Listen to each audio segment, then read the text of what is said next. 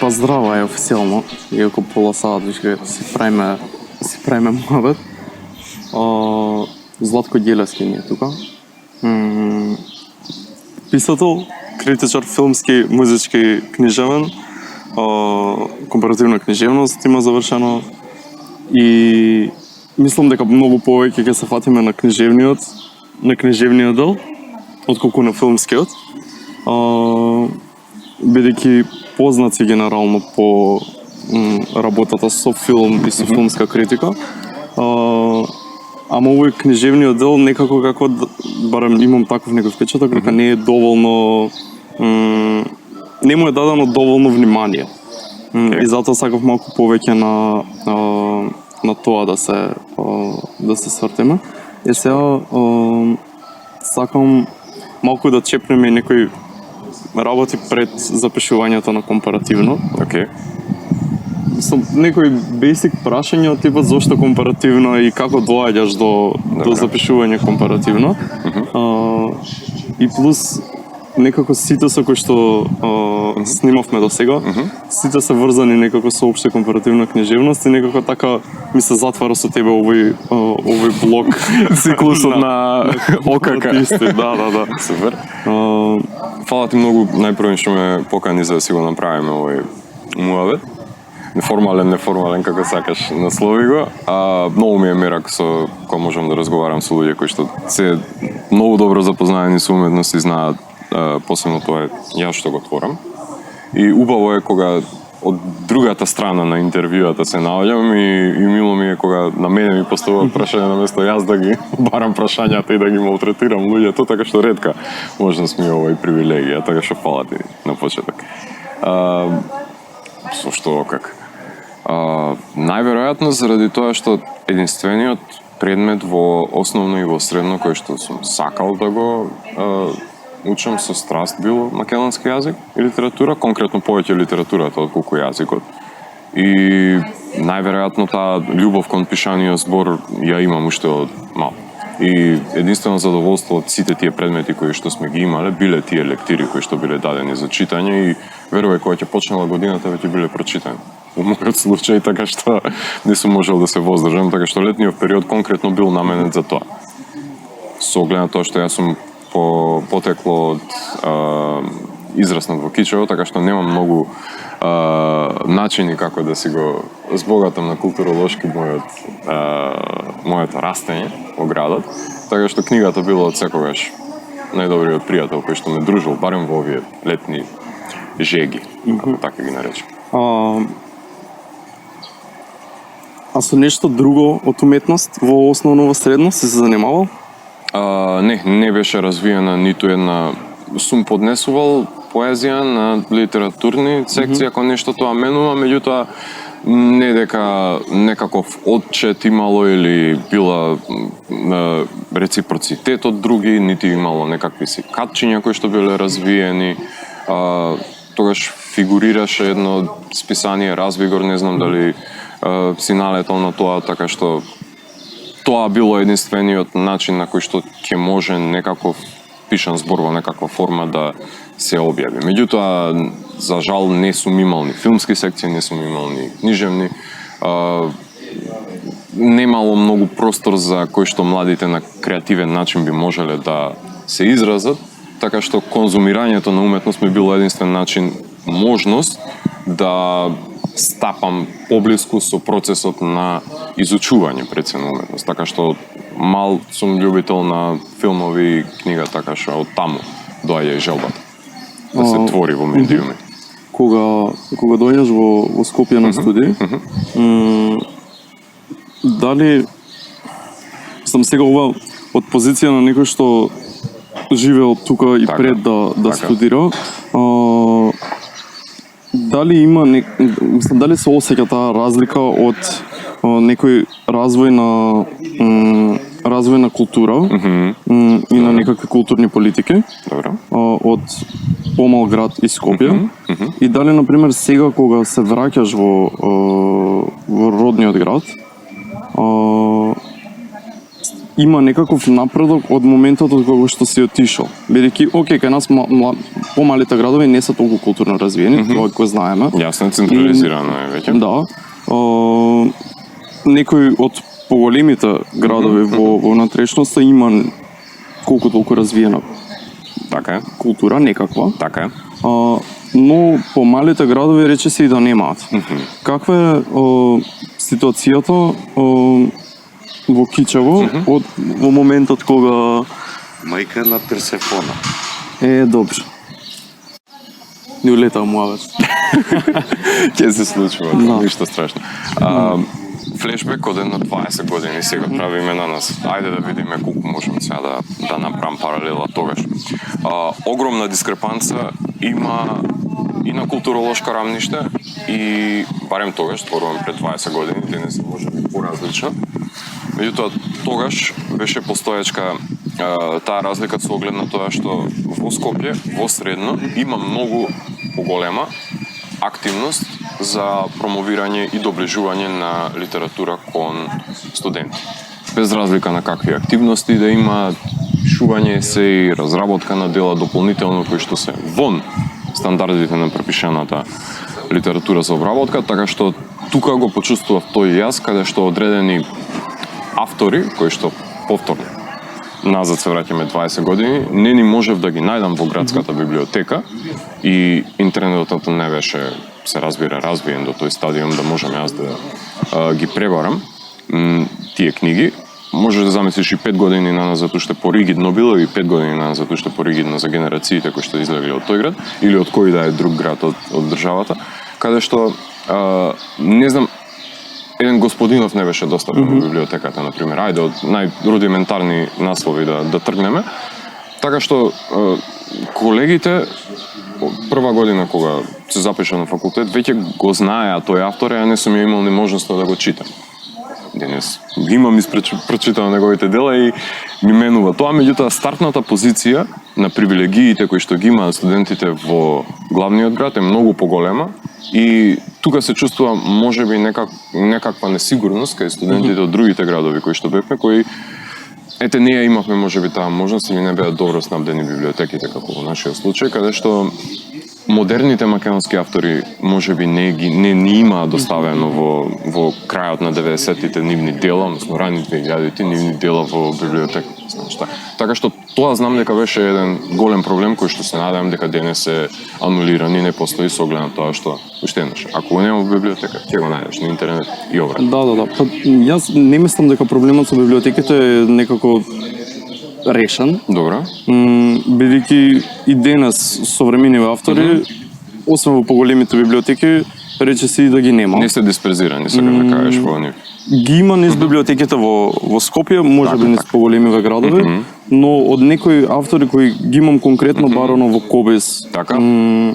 да видам Не се каде наоѓа. ги има, ги нема во библиотеките во помалите градови, што е проблем со оглед на Значи, тоа се што уште екзистира тој проблем. со оглед на тоа што нема ниту книжарници во одредени градови кои се добро снабдени, освен со некоја литература која не е наменета за надградување и Да. изучување на знаење. Меѓутоа, тука уште една алатка као помош е со тоа што сите издавачи има дистрибуција која што можеш да си ја купиш онлайн книгата да. и дома Да. да ти стигне за 3 дена.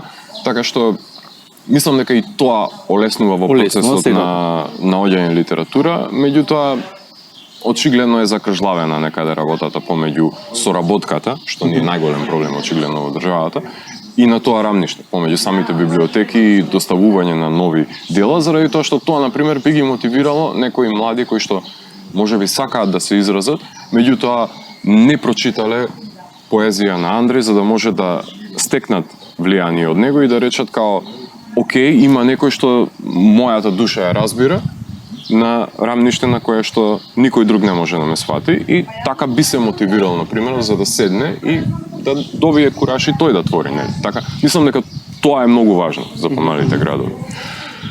А визави денес колку е закажлавена културата во градовите е факт и посебно во процесот во кој што си забележал и ти дека во другите градови младите само може да одат во обложувалници и во казина, и тоа им е главната занимација и преокупација во денот, и мислам дека тоа е најпогубниот фактор во кој што се заглавени во еден ментален склоп кој нити им овозможува да развијат некое здраво хоби кое што би направило некаков исчекор надвор од тој видокруг кој што е ригиден, кој го имаат, и тие настани колку и да се во рамките на домовите на култура се минорни и се случуваат, не знам, еднаш во месецот, во 2 месеци, така што не знам колку кондиционо ги врзуваат да стекнат некаква потреба за гледање филм, потреба за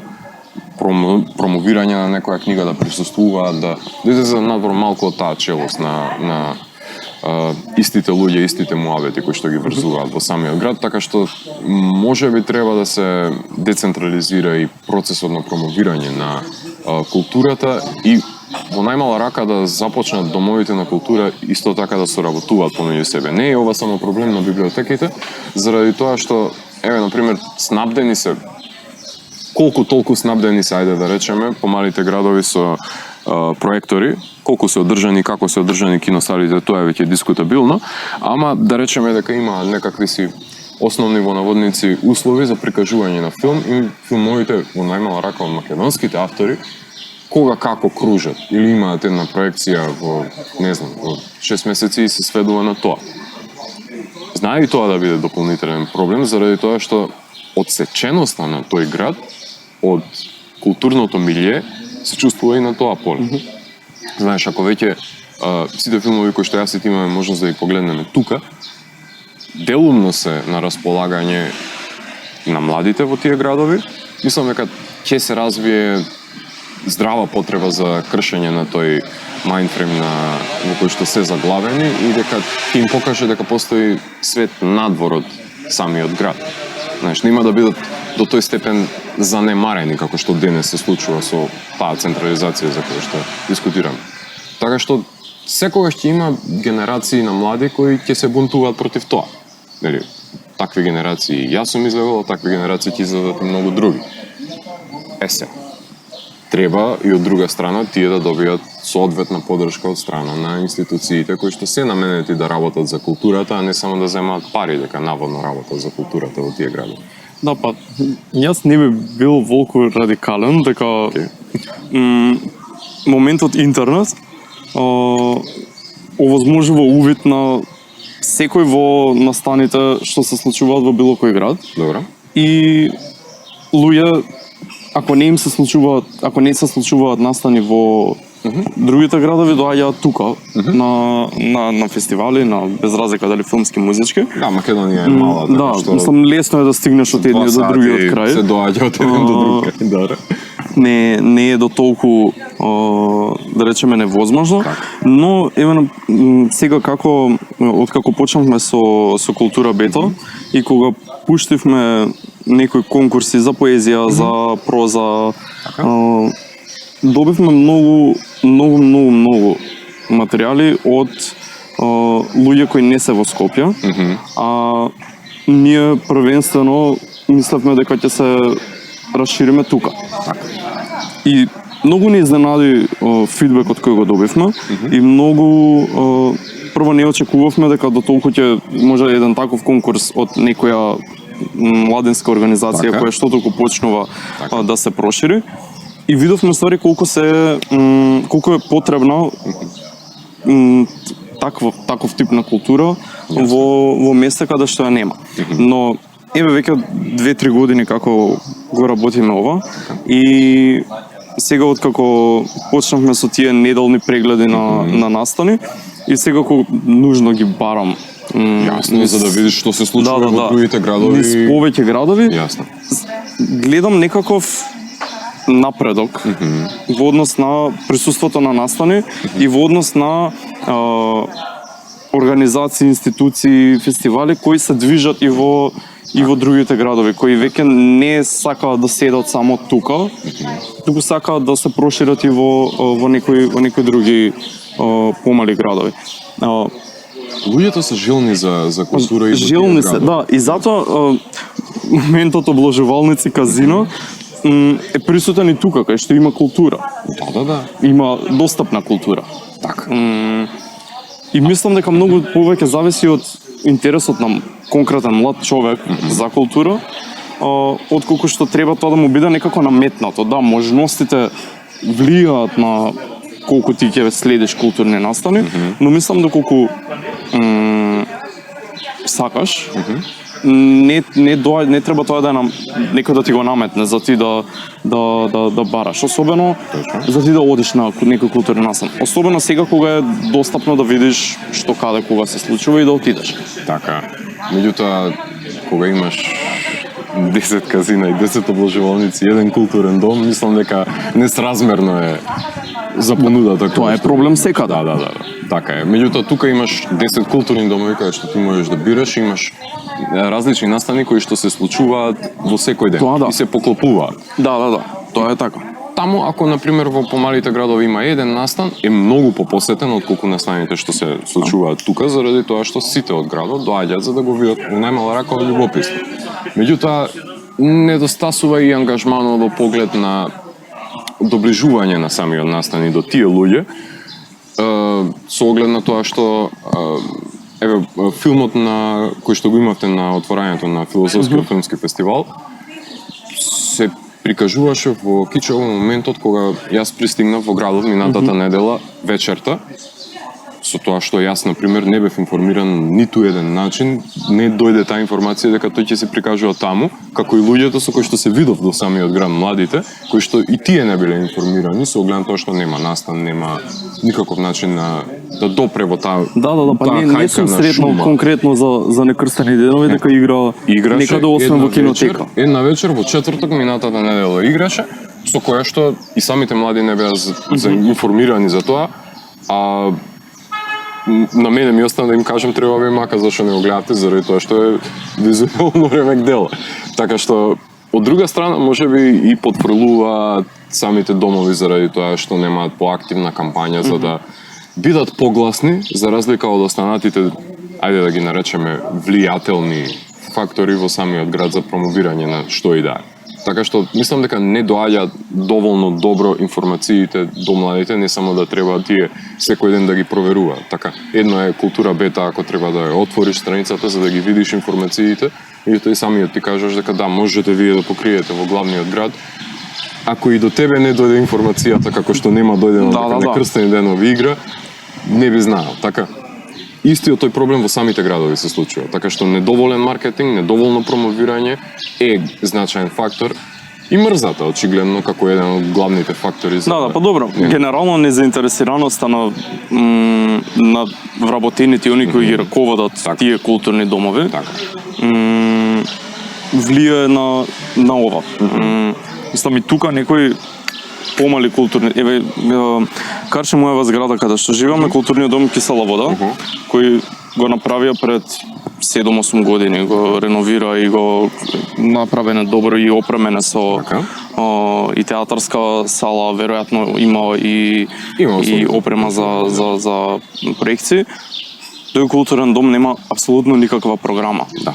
А сигурно има вработени кои работат таму, освен некои музички настани од време на време, за некој поврзан со општината, ништо не се случува. И такви домови има уште неколку низ помаливи општини. Има.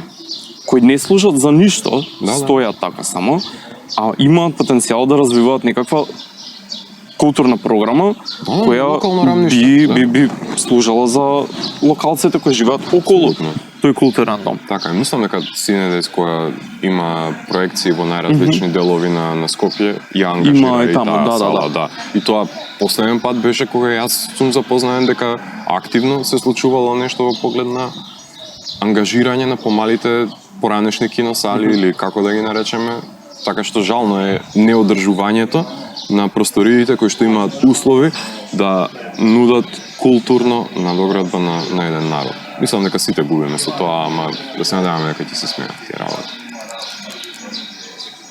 Компаративно. Добро. Искуството од студиите. Какво ти е?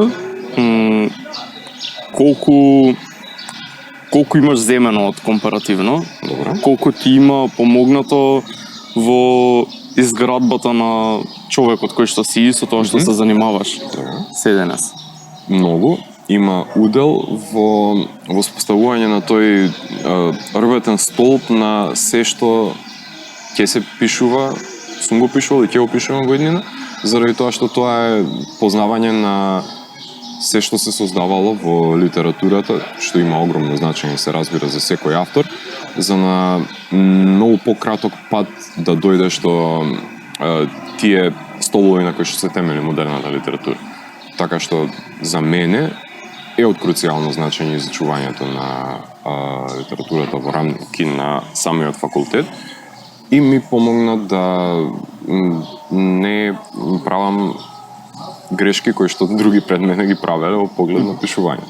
Така што ОКК има значаен удел и со запознавање на одредени проблематики во рамниште на теоријата на литература, со запознавање на и разменување пред се на искуство со самите колеги, кои што е сепак место каде што тоа твоето читачко искуство го рамниш со читачките искуство на колегите и правото место каде што и од самите професорки и професори можеш да ги добиеш информациите за нешто што во иднина може би ќе те гради. Така што теориската подкрепа мислам дека е круцијална за секој автор кој што го нуди катедрата. Жално е што има толку малку студенти од година во година, меѓутоа сметам дека е столб на сечие модерно пишување.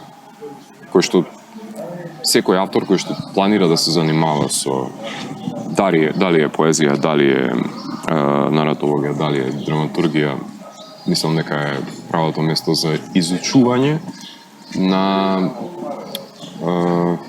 тотема, изучување на столб. Нормативите кои што треба да секој автор да ги знае, почитува и негува пред се. Последно излезе мастер-клас, така? Да. Сега видов спремаш видеологија двојка? Така. Од мастер-клас па назад ќе се враќаме. Слободно. Бев на промоцијата лани. Океј. И ми е интересно што имаме книга со разговори со режисери кои се произлезени од снимен материјал. Така. Од вакви разговори. Зошто има потреба да се текстуализираат снимени разговори? Зошто има потреба да се стават во книга? Видов дека имаш и кај секој автор, кај секој режисер играно со тие интервјуа во погледот на структурата на интервјуто и како ги имаш вметната во книгата, дека развиваш приказна околу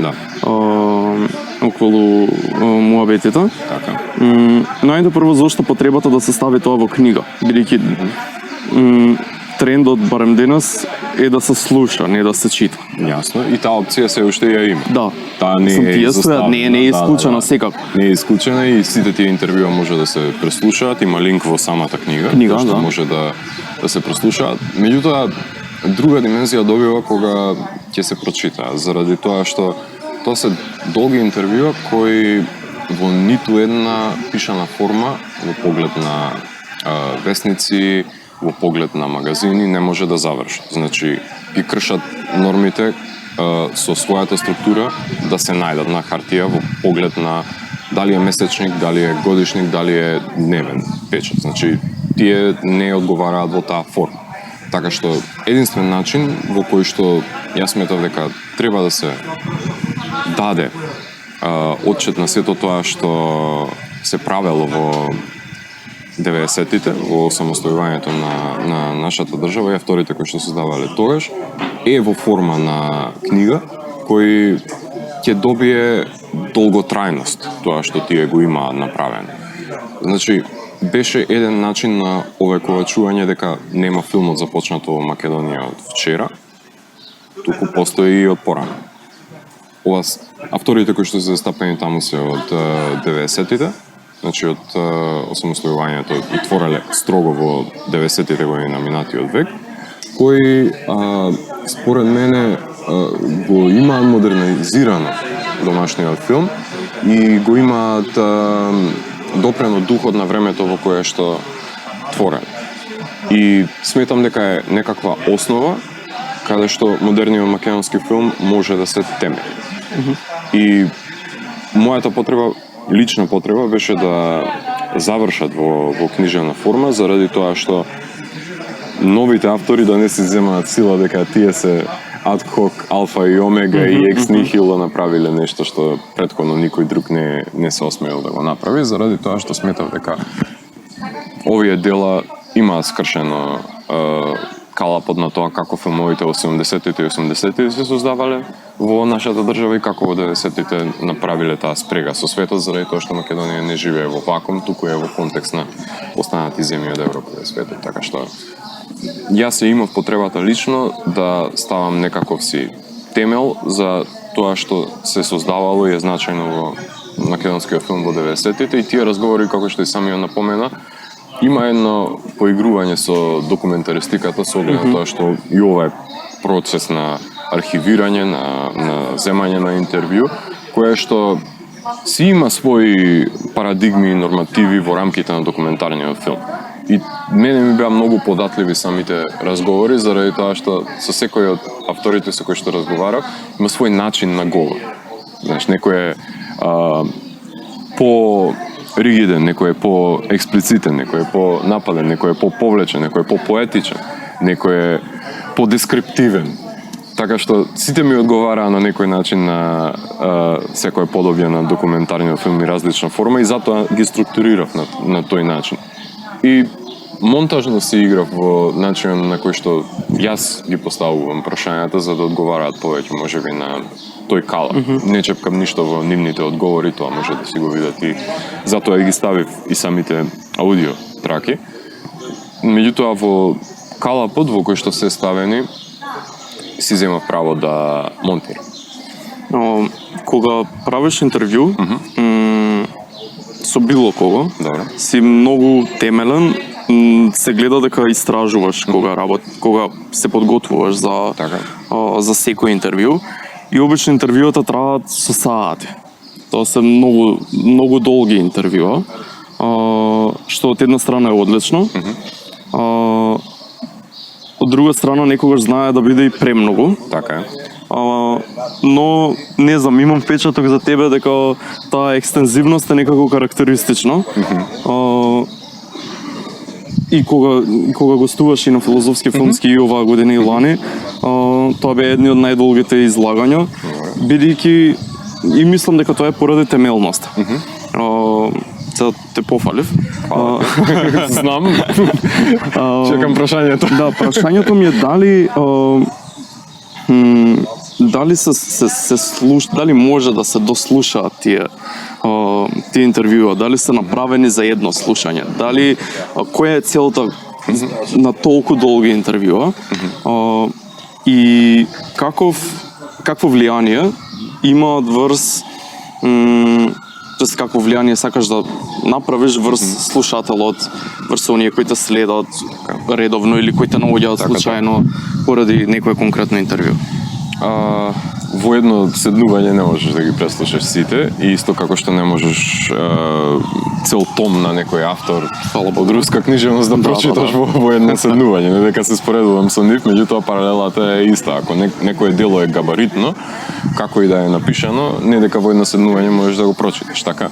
Мислам, потребно е време да вложиш во него и самото време и труд ќе те награди на крајот на денот, заради тоа што не си истиот кога си почнал прост да го читаш и кога ќе го завршиш.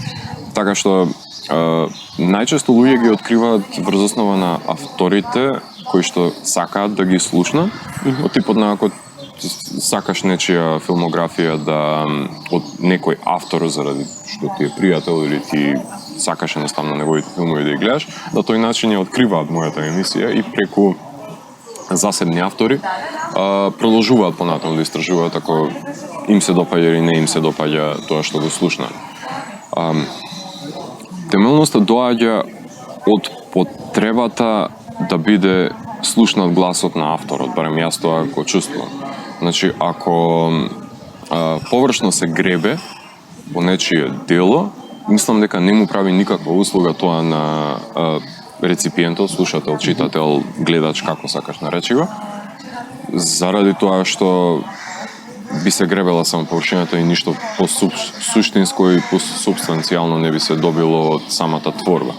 И знаеш, би заминал авторот незадоволен, барем јас се ставам во негова кожа заради тоа што јас не би бил задоволен од 10 минутни интервјуа и зошто би било тоа губење на моје или туѓо време кога би промовирал нешто. Така што го ценам времето кое што тие ми го давам на располагање заради тоа што тоа е еден од благодетите да се живее во државата, заради тоа што го имаат тоа слободно време авторите да го дадат, знаеш, по Америка, Европа не дека некој може 2 сати да седне со тебе и да разговара за своите дела со оглед на тоа што е пофуриозно темпото. И дури и тука станува проблематично тоа за мене да се одвои тоа време од гостите кои што ќе може да разговарат, затоа се прават во доцните часови кога не би имале дополнителни ангажмани, би крателе од своето слободно време за да може да се направи овој разговор. Меѓутоа сметам дека е должност на еден новинар да истражи за субјектот кој што го интервјуира многу подетално, за да може на некое си заемно рамниште да се дискутира за темата и проблематиката која што ја опфаќа тоа дело. Мислам дека таа е основа која што треба да биде својствена за сите новинари кои што се занимаваат пред се со уметност или кое друго поле и дае на нивен интерес, дали е економија или политика.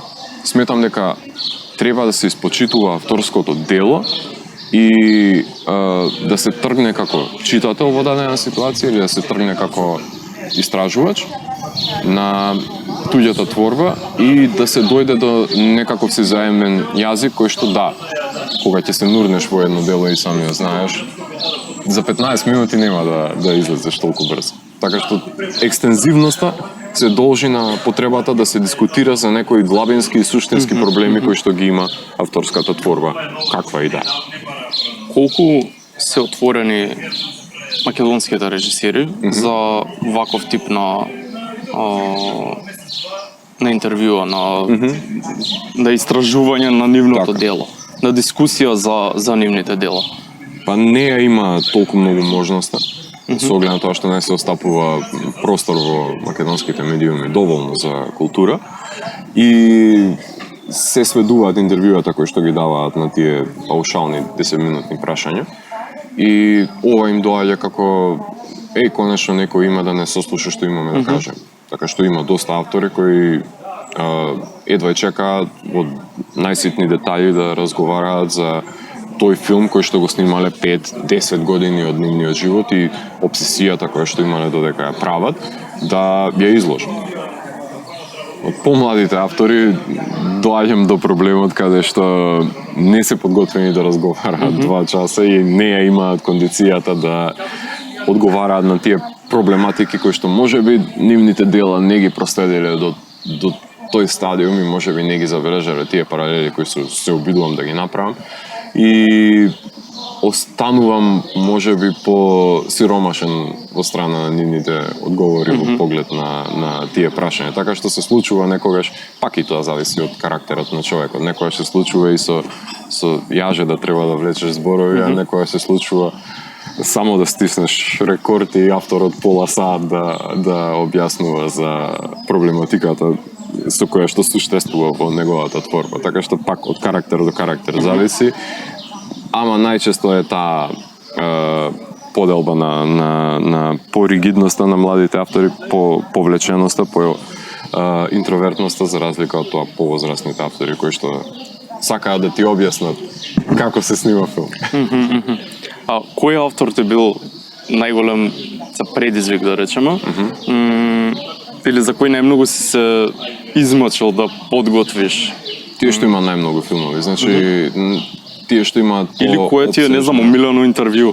Тие што се пообсежни, тие што имаат 4-5 долгометражни филмови, тие се и временски најмногу јадат, а и тие има поголем простор кај тие автори да се најдат некои заеднички нишки кои што се провлекуваат кај тие филмови, со оглед на тоа што ако имаш автори кои имаат само еден долгометражен филм снимено и 2-3 кратки, паралелите кои што се уште го бараат својот јазик и не можеш да ги најдеш до тој стадиум да се еволуирани. Знаеш, кај автори кои што имаат 3-4 долгометражни веќе имаат одредени проблематики кои што ги затвориле во одредена фаза на нивниот творечки опус, па продолжиле на друга, па се вратиле на трета, така што таму веќе имаше една целосна еволуција и промена на стилови и тие ми се поинтересни и поголем ангажман, се разбира дека од мене бара, за истражување и навраќање наназад, се разбира, заради тоа што пак тоа се 10 творечки години, 20 творечки години од тој опус и од бара подлабинско истражување и барање на заедничките особености. Меѓутоа, и вистинска потрага е по студентските филмови кои што сакаат или не сакаат режисерите да бидат достапни до јавноста, ги чувале, можеби се срамат повеќе од тоа што го твореле тогаш, тоа што го творат сега. Тој ми е многу симпатичен, така да го наречам, дел од нивната кариера, начинот на кој што ама знаеш тоа бев јас тогаш, сега сум друг, знаеш сум еволуирал, не мора да ги погледнеш, дај ќе разговараме за новите филмови. Тие ми се многу сладки маки кои што ги имаат, заради тоа што тоа ми говори за сите автори ова, го посочувам дека да, има еволуција во начинот на кој што твореле пред 20 години, кои што творат сега. Мене како новинар истражуваш ми е многу важно за да можам да видам од каде почнале до каде се сега дојде. Из разлика дали се задоволни со тоа јас што биле пред 15 години, тоа јас што се сега. Така што има во филмографиите секојаш некои дупки кои комплетистот во мене не може да ги најде и да ги открие, а авторите не сакаат да ги дознам, така што тука има една борба помеѓу мене и нив за да дојдам до тие дела, меѓутоа пак секој карактер различно си се доживува себе си. Кај нас новинарството за кој покрива култура, на овие некои мејнстрим медиуми, телевизии и вестници, речиси да го можеби груп сум, ама речиси да го нема, или го има површно известуваат за настан. Да, се сведува само на тоа. Да. Или, не знам, има премиера, ништо не се чепка за филмот. Колку недостасува факта, но зошто е важно, зошто овој документаристичкиот пристап и документирањето на нови дела, на ставови на авторот за тие нови дела, на мислење на пошироката јавност за нови филмови, книги или било која друга уметност е важно да е присутна. И колку тоа придонесува кон градење на некој културен идентитет на ова земја, за која што толку многу сите сакаме да зборуваме дека некој го граба, го зема, а како воопшто да не се дава важност на истакнување на овие уметници, автори и нивни дела. Констатацијата ти е на место, а потребата за оформување на критичкото мислење на пошироката јавност е значајно, кое што се занемарува. Заради тоа што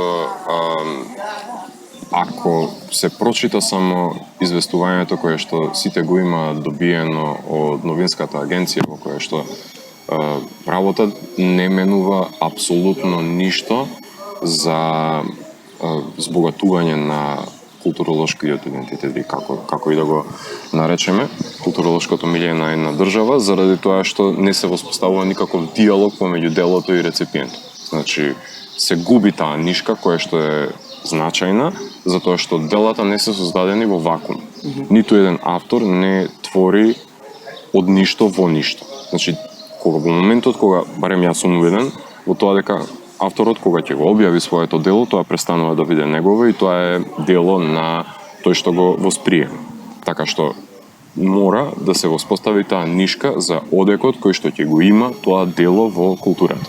Тука потврлуваат медиумите со оглед на тоа што во развиените држави, во цивилизираните општества, има засебни емисии каде што се дебатира за значењето на одредена творба, која е и да, книжевна, филмска, ликовна, кај нас е изоставено тоа. Значи, важно е заради тоа што се збогатува културното, критичкото пред се размислување на една индивидуа. Така што се воспоставува вкусот и се дебатира за начинот на кој што се вреднува една творба. Зборувам сега за пошироките народни маси. За утре да не се случи да има концерт на некоја турбофолк звезда и сите да се нацртаат таму до еден. Поентата е да се истакне кои се квалитетите на музичката дејност и со тие дебати кои што се воспоставуваат, тие високи вредности да се доближат и луѓето кои што не би биле запознаени со одредена филмографија на еден автор или одредена музички изданија, ајде да ги посочиме албумите кои што се снимаат да се доближа млади бендови до поширока популација. Тоа е единствен начин на кој што да се дискутира за квалитетите кои што ги содржи тоа дело, заради тоа што информирањето за тоа дело не зборува за квалитетите кои што ги поседува. Значи, дебатите, анализите, разгледувањата, размената на искуствата, тие го прават едно дело живо да е, откако ќе биде ставено на пластика, хартија, диск. Така што, ако таа нишка ја немаме, не можеме да зборуваме за културен идентитет на една држава. Го нема. Ако не си ги цениме своите автори, не можеме да зборуваме дека имаме какво и да е култура во државата. Така што, тука сметам дека сите треба да се заложиме, да направиме исчекор во правата насока за разговарање за делата кои што се создаваат тука, заради тоа што ова е погодна можност да зборуваме за творештвото денес, а не да зборуваме 15 години во иднина дека имало некој Андреј Златко кој што пишува пред 15 години. Барем јас така мислам. Колку критиката филмска, книжевна, музичка Добро. ја има или фали? И колку таа би придонела кон подобрување на ова што го зборувавме сега? Секако дека фали и секако дека се потребни луѓе кои што се едуцирани за да може да разговараат по-детално и по-длабински за значењето на тие квалитети кои што и поседуваат и високи естетски норми кои што и поседуваат тие уметнички дела.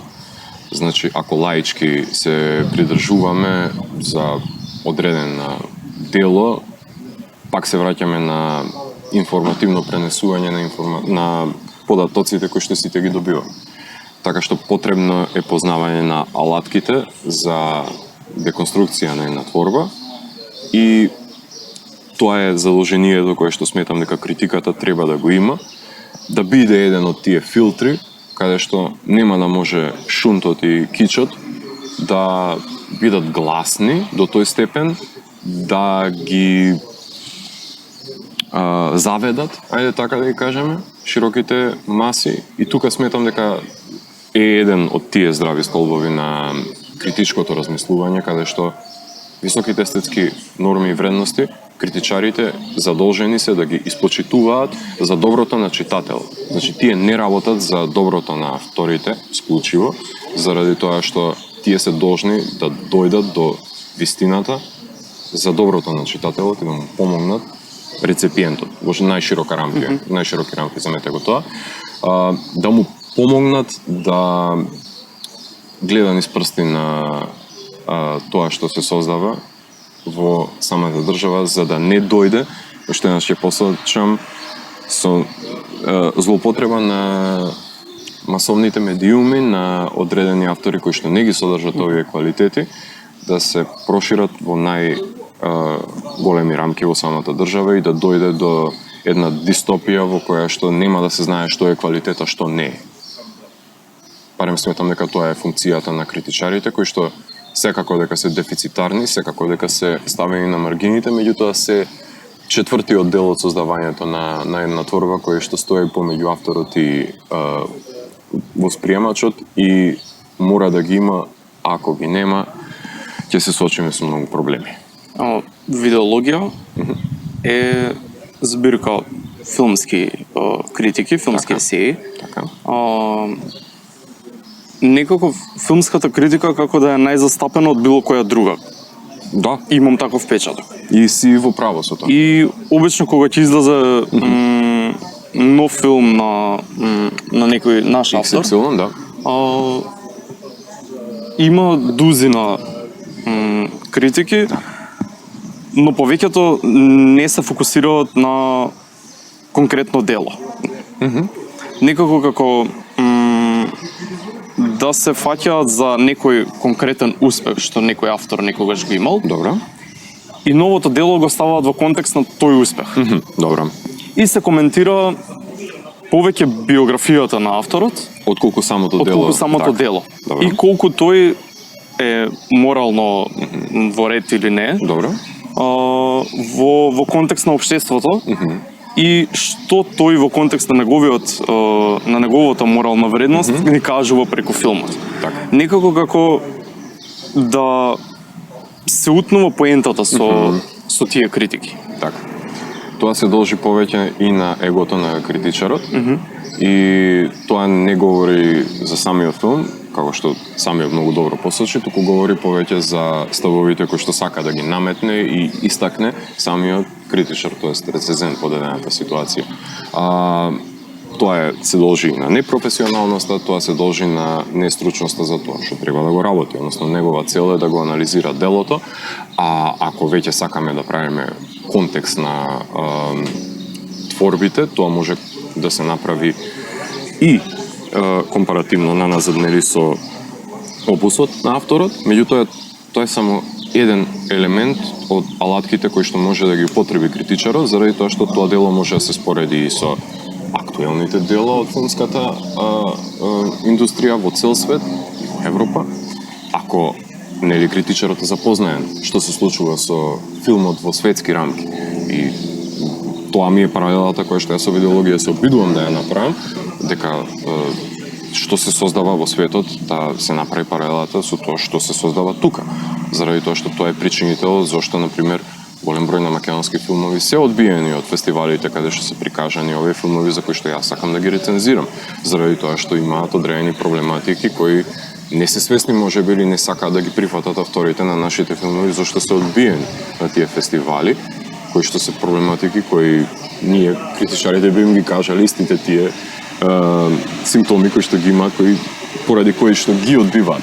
Меѓутоа, да се вратам назад на начинот на кој што се критикува личниот однос кој што го имаат со авторот, а не со неговото дело, што сметам дека е еден вид на смир кампејн, го викаат тоа американците, односно една кампања лично против авторот и засенување на сето тоа што тој се обидува да го направи, што нема никаков допир со филмска критика, нема допир со ниту една друга критика, заради тоа што Ролан Барт многу добро ни кажа каде е авторот и каков е авторот, и не треба да се стави неговото јас со самото дело, заради тоа што тоа се трга на страна и се анализира самото дело.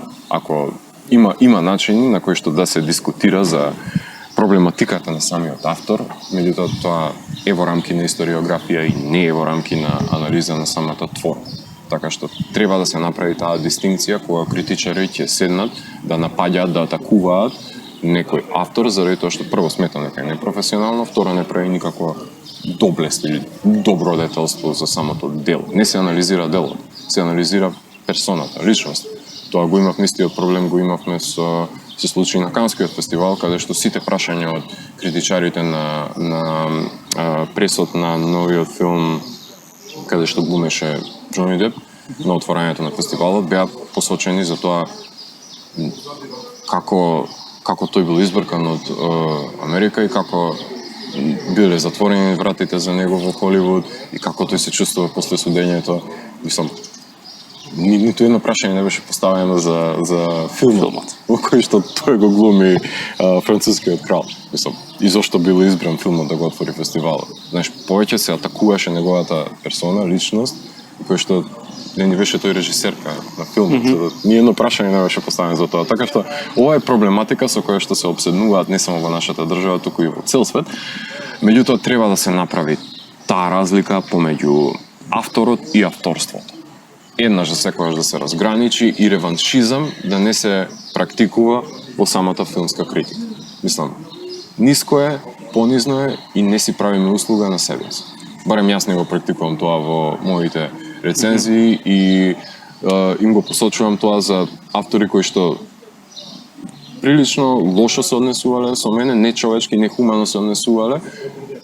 Јас не ги атакувам за нивниот начин за кој што тие се воспоставиле со мене и критиката гледам да биде секогаш врз основа на нивното дело. И кога ќе им објаснам за начинот на кој што сум бил третиран или односот кој што го имам со нив, и се збунети луѓето што ја прочитале рецензијата ми како добро како можеш така ако направил зашто пишуваш така, затоа што филмот не е виновен, зашто авторот нема основна култура. Значи, јас го рецензирам делот. Авторот како ќе се однесува, тоа на него си се на негов грб си лежи.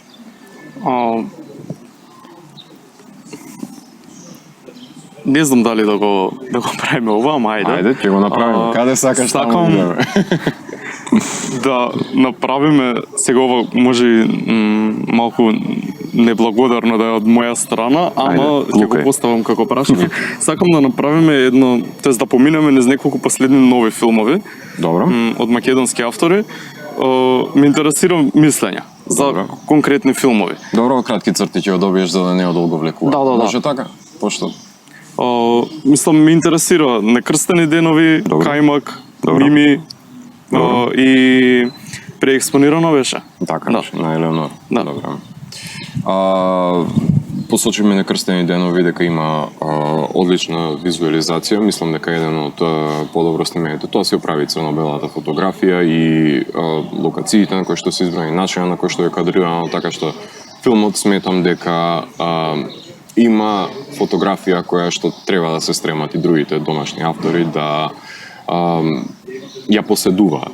Врз основа на самата приказна, мислам дека е многу близок до македонскиот менталитет повеќе отколку до словачкиот. Самиот филм мислам дека многу луѓе би се препознале од рурална средина со начинот на кој што се однесуваат, посебно со патриархалното однесување, без разлика колку е тоа екстремистички прикажано во филмот. Мислам дека е многу поблизок до домашното. Да, имаше некоја балканска приказна во самиот филм. Дури и со самиот процес на изведување на тие василичарски традиции, мислам дека многу македонски филм без разлика на тоа што се минорно е нашиот удел во него и е словачки филм и се говори на словачки со словачко поднебие. Така што мислам дека изненадувачки колку е тој македонски филм, нив сметам дека треба пошироката јавност да го гледа. Кајмак е занаедски многу добро склопен филм.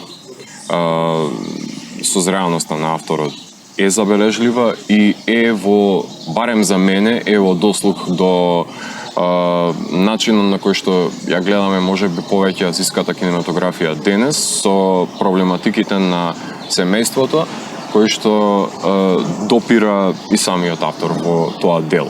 Така што мене ми е поблизок до тоа рамниште и сметам дека низ таа призма треба да се гледа повеќе филмот кој што е во дослух за разлика од многу други македонски филмови со актуелноста на светскиот филм и до проблематиката со која што Манчевски сака да се карикира во поглед на тројките кои што се образуваат како еден вид на деконструкција за модерното семејство, меѓутоа сепак тоа е работено со помош на хуморот, работено е со помош на сатирата и поигрувањето со тие норми. Мими е филм кој што сметам дека требаше и тоа и на Даријан му го кажа во интервјуто дека да беше снимен во 90-тите кога имаше таков бран на во светски рамки на еротски трилери, еротски мелодрами, мислам дека ќе беше многу попогоден отколку денес да биде снимен. Сепак е едно интимно сценарио со грст ликови кои разговуваат на приказна која што го има повторно село, град, руралност, урбаност, проблемот кој сметам дека допира до многу важни теми на самотијата, потрага на идентитет до себе си. И сметам дека на интересен начин беше прикажано Скопје низ призмата на како некој од друг град би го гледал со целиот тој блесок кој што беше даден во центарот и хаосот кој што владее. И сметам дека тој дел добро го долови самиот филм. Сите проблеми на снимање во пандемија се забележуваат во филмот. Мислам, тоа е неизбежно, посебно во шокот кој што на сите ни се случи и како се измести процесот на работење на филмската индустрија. Истиот проблеми кои што ги има и преекспонирано, со оглед на тоа што таму е погодноста заради тоа што е работен во карантин и мала екипа која филм кој што па има медитативен тон, кој што можеби е збунувачки за домашната публика заради тоа што немаме 30 такви филмови во годината за да се навикнеме дека и тоа постои во светски рамки. Така што преекспонирано бара многу повеќе од гледачите да стишат емоциите, да дојдат до таа позиција на смиреност и спокој да може темпото и ритмот да го следат на самиот филм. И мислам дека тоа е поголемиот предизвик за воспоставување на таа корелација со гледачот, иако филмот во себе има. Исто така, актерска екипа која што е забележуваме во сите други филмови, заради тоа што тоа се актерите со кои што си има на располагање за разловување на една проблематика која можеби многу повеќе допира до модерниот урбан човек отколку што допира повеќе до тие филмови кои што сме навикнали пред 30 години да ги гледаме и проблемите кои што можеби се поблиски на еден скандинавец отколку што би биле поблиски на еден македонец, меѓутоа се присутни и се присутни. Криење на тајни, разглобување на проблеми кои што не сакаме да излезат на површина, дискутирање помеѓу брачни партнери кои што недостасува во домашна културолошка меѓу. Така што секој од овие филмови кои што ги напомена има силни страни и има слаби страни и мислам дека во кратки црти доловивме кои се нивните квалитети и недостатоци. Колку што можем. По 2 минути оде. Да. Не, па затоа и не знаев дали да го поставам прашањето, бидејќи бара многу подолг одговор од ова што ти сумирав и ова е повторно гребење. Но ме интересираше некои генерални впечатоци. Гребење на површина е заради тоа што може уште еден сат да разговараме. Да, за секој филм поединечно, јасно. Засебно заради тоа што повторно ова се долгометражни филмови, што дебитански, што втори филмови, што петти филмови на искусни автори, кои што повторно може да ја направиме паралелата со тоа што е нивен пристап и начин на работа, како се рефлектира во самото општество, како во контекст на филмската, на европската филмографија, кои се исчекорите кои што и прават на рамниште на домашниот филм, каде потврлуваат на сценаристичко рамниште, заради тоа што кога ќе затворите 2 лика или 3 лика во една просторија, знае тоа да биде затворање на самиот сценарист во можностите каде може да го движи и каде потврлува во контекст на задржување на вниманието, одржување на тонот овие филмови, така што долга е. Ама сепак се квалитетни дела со кои што треба да се обележи домашното творештво и да бидат некако бенчмарк на тоа што се создава денес и тука и се во дослуг со светската кинематографија, според мене. Што треба да очекуваме од видеологија двојката? Сето тоа што подготвуваш во вториот дел од видеологија? Рецензирани се домашни филмови кои што се снимени во изминатите 2 години. Значи имаме Сестри, имаме Мими, имаме копродукциите македонски, улиште имаме, опфатени се значи филмови кои што кајмак го има, можности кои што биле снимени во изминатите 2 години. Долгометражните, краткометражните секако мора да бидат истакнати заради тоа што сметам дека тие се многу важни кај автори кои се уште го образуваат својот стил и ракурс и имам вложено време да ги истражам и студентските филмови, меѓутоа и филмови кои што ги имаат работено режисери и режисерки почетници, дебитанти кои што сум имал можност да ги гледам на некое си алтернативно прикажување кои што ќе бидат некаков почеток во нечија кариера и изразување, кои што се надевам дека кога 10 години подоцна ќе се разговара за авторскиот потпис на тие автори, ќе бидат земени предвид. Така што јас ги не десеткувам, не правам дискриминација во поглед на тоа само филмовите кои што се поддржани од агенција за филм да се рецензира, заради тоа што најчесто и само за нив се добива рецензии. Јас кај мене нема поделба студентски професионален филм, едноставно ако снимаш со екипа, филм е толку, ако си вложил труд, без разлика дали државата ти има дадено пари, дали ти од свој джеб имаш најдено, дали си барал спонзори, истиот процес треба да го направиш за да го снимиш филмот. Така што не правам разлика дали е снимено со Alexa Mini или е снимено со мобилен телефон. Едноставно, ако си собрал екипа да работиш филм, се соочуваш со сите маки со кои што ќе се соочи и филмаджијата што им поддржан од државата или не.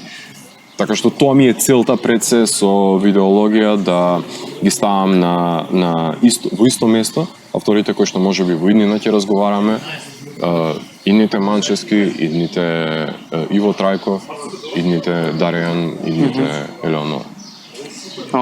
Видов дека беше на процеп, настанот што го правевме со студентски филмови во кинотека.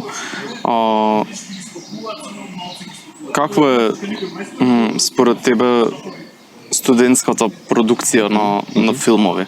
Како ти се видоа филмовите кои ги прикажав? Ќе ти направам една паралела со тоа што студентските филмови пред 15 години беа категорично полоши на секое рамниште од студентските филмови денес што се снимаат, од проста причина што можеби ја немаше соработката помеѓу студентите денес, која што денес повеќе се негува, со оглед на тоа што сите студиски групи помагаат, кој знае и уме буквално да се заврши едно дело, да се помогне на другиот и тука се добива таа професионалност која што денес ја има, достапноста на опремата драстично поголема отколку едното камерче што сите треба да го изнемуваат од факот, така што денес може да се снима со пристојни фотоапарати и да се добие многу побрзо монтиран продукт со оглед на тоа што сите ги имаме програмите со кои што може да се склопи на нашите компјутери. Така што мислам дека во технички студентските филмови многу побрзо и подобро се работат од тоа што се работеа пред 15 години.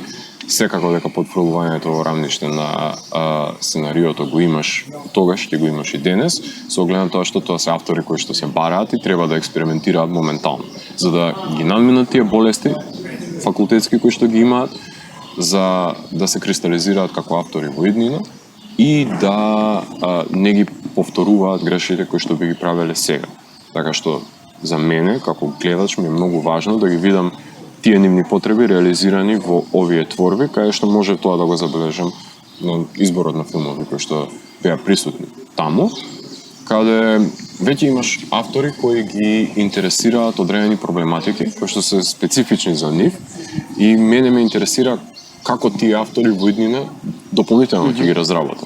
Заради тоа што некои филмови беа минута, 2, 3, 5, каде што не можеш многу да добиеш од самото дело или ставот на авторот и начинот на кој што го разработува. Меѓутоа се гледа некаква искра надеж потреба за изразување од самиот автор која се разликува од другите. Што, например, тоа го воочувам во делото кај Тина, например. Тоа скокнува Величковиќ, кое што скокнува, например, од останатите и на визуелно рамниште и на структура. Така што тоа е еден од тие автори кои јас внимавам што точно во иднина ќе прави, заради тоа што веќе гледам дека има изграден стил, кој што уште на факултетски години го негува. Така што јас сум любопитен како еден од тие автори, еден од неколкуте автори и авторки кои што ги имавте, кои веќе добиваат некаква форма на нивниот израз, кои сакам во иднина да видам како нивните дебитански долги би изгледале. Така што многу се важни манифестацијата како таа што ја организиравте, за да им даде кураж, буст на младите автори да го покажат нивното дело, да не го чуваат во фиока, чисто колку да ја добијат потребната критика за тоа што им се допаѓа или што не им се допаѓа на гледачите, за да може да работат на себе си, да го подобруваат, заради тоа што никој не е комплетен автор од првото дело што го направи. Не е никој Сава после 50-тото. Поентата ми е дека мора да се изложува делото пред јавноста за да се добие таа критика. Да, и гледам дека сите автори, млади автори, им е потребен тој простор, и тоа не го гледам само кај овие кои се занимаваат со филм, туку и кај младите поети и кај младите музичари. Сега би прешол на овие другиот тип на дела, односно расказите кои збирките раскази кои ги имаш до сега објавено. 30 ја направивме ретроспективата нели на сите твои дела минатата недела. Тој некој хорор жанр е редок кај нас. И ми беше додека ја читав понор, ми беше интересно бидејќи забележав една нов начин на раскажување и особено тие теми, сега јас ги ставам под хорор жанр, ми беа нови во македонската книжевност. Ме интересира прво околу тој тип на раскажување, од каде, зошто, и после колку дали во македонската книжевност ги имаш среќавано таков тип на теми. Жанровската литература, добро се запознаем дека има своји норми и канони и конкретно хорор жанрот представува засебен јазик.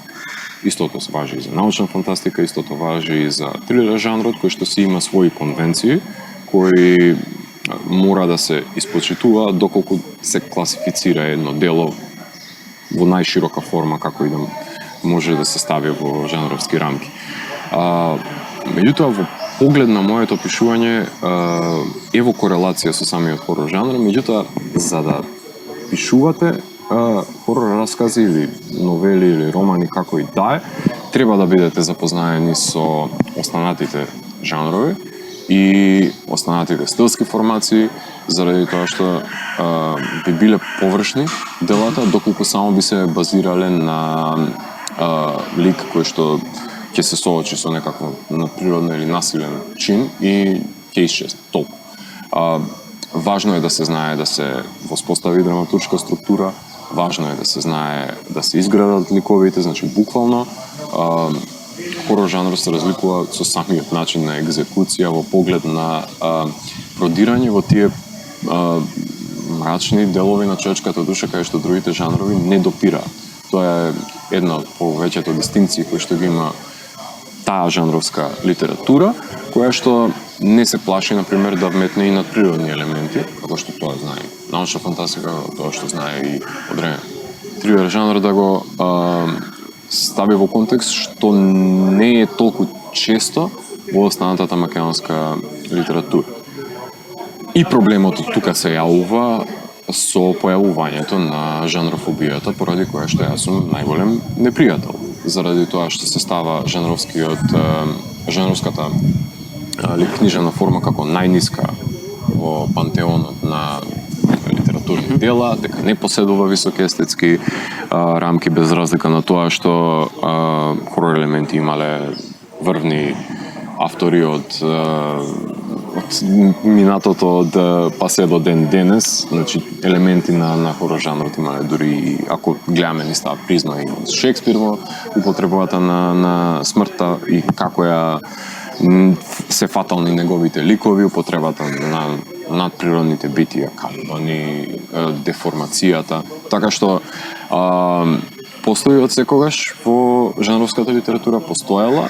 Сега проблемот е стигмата која што има во нашата држава, која што почнува најпрви од авторите, кои што сметаат дека е помалку вредна од останатата литература, што се разбира дека не се во право и тоа се само конклузии кои што се врзуваат на нивната не самодоверба и несигурноста во нивното собствено пишување и потребата нели да се направам дека вредам повеќе од другите со тоа што ќе ги омаловажам другите заради тоа што класичен scapegoat.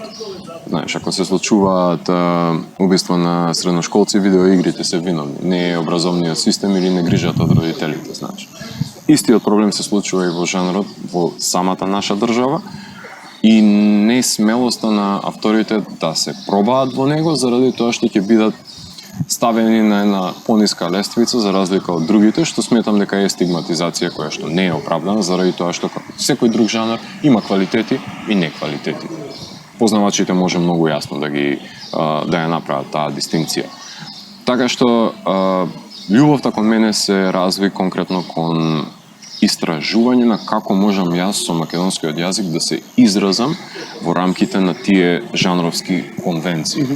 Затоа и морбидизам е еден од моите први чекори во кратка форма, како ќе можам јас да ги ставам тие проблематики со кои што и Клайв Баркер и Стивен Кинг се соочувале во почетокот на нивната кариера во рамките на англискиот јазик, како јас ќе ги гнездам во домашното културолошко милје. Понор, конкретно ја има таа проблематика со која што недостатоците на тоа негативот на Скопје, ако така го наречеме, дупликатот на градот во кој што ние денес живееме и го правиме ова интервју, како би биле ставени во рамки на конвенциите на жанрот. Таа проблематика сакав да ја разработам со тоа што ќе се тематизираат локални проблеми кои се врзуваат со луѓето кои што живеат во градот и како низ таа призма ќе бидат доведени до екстреми за да соодветствуваат повеќе во жанрот. Така што тука таа спрега сакав да ја направам во Понор и да биде рефлексија на времето во кое што живееме. Со оглед на тоа што во Понор се опфатени места кои што си бил и ти присутен, јас сум бил присутен, кај што секојдневно поминуваме локации кои што се познати во овој град, се разбира не се употребени со имињата заради тоа што е негатив на градот, уште нешто посочувам, значи една стилизирана одлика на која што е представена Скопје. Меѓутоа се работени во контекст на тоа како треба да изгледа според мене хорор расказ во 2020, односно 2019. Оно што го спомна барањето виновници во видеоигри, во одреден тип на литература за работи од типот кои се случија во Србија. И некако откако се случи тоа, сите се свртја кон барање на вината на тоа што се случи во некој ваков тип на работи, од типот хорор филмови, хорор литература, видеоигри, реалити шоуа, а не во образованието и во посветеноста на системот кон младите. Дали може да бидат таков тип на уметност, но и овие други виновници кои ги посочуваат од типот на реалити шоуа, виновни за такви случувања, масакар во училиште. Океј, ја повеќе се вратив кон Колумбайн, тоа ми е секогаш као движечки дел како синоним заради тоа што пак растен сум во 90-тите и прв пат се соочив со таа проблематика на начин на одлука да се одземе тој живот заради тоа што и собствен, заради тоа што нема никаков излез повеќе за млади пред кој што цел живот е пред нив. Заради тоа што во тој случај, најверојатно во Србија е тоа проблем, заради тоа што тие деца никогаш не биле слушнати од никого и тие деца не биле третирани од системот како што треба и затоа единствената солуција ја гледале во ова. Секогаш книжевноста и која и да е друга уметничка гранка е како вентил во кој што тие секој рецепиент може да ги извади на површина во безбедни рамки неговите фрустрации и да ги канализира без да нанесе штета на некој друг. Така што во ниту еден случај уметноста не има директен удел зашто тие се такви битија. Тие битија се такви заради тоа што, односно тие луѓе се доведени до таа ситуација благодарение на злоупотребата на нивните врсници, негрижата на нивните родители и негрижата пред се, главно на воспитувачите, односно на образовниот систем кој што едноставно ги има ставено во цело време премолчува за тој булинг кој што се доживувал и не реагирале заради тоа што некој не сака да неговото дете кој XY причини е насилникот, не сака да биде казнето на ниту една воспитно образовна норма која што треба да се проследува. И затоа најлесен начин е да се обвини тој што нема своје јас, односно не може книгата да се одбрани себе си во таа ситуација. Така и многу лесно е да удриш под тој што нема свој глас. И секако дека не сметам дека во ниту еден начин вентилот на кој што на здрав начин би можел да се изрази тоа дете, каде што во тие дела во Кери се пишува на Стивен Кинг за девојка која што е злоупотребена од нејзините врснички, која што на ниту еден начин не е третирана совесно од нејзината мајка. Значи, истите проблеми низ кои што поминува едно дете кое што ќе земе оружје во својата рака и ќе се одмаздува е предмет на тие книги. И само таму може да биде сослушано и да се најде некаква си рефлексија со траумите и чувствата и потиснатите емоции кои што постепено, секојдневно треба да се соочи.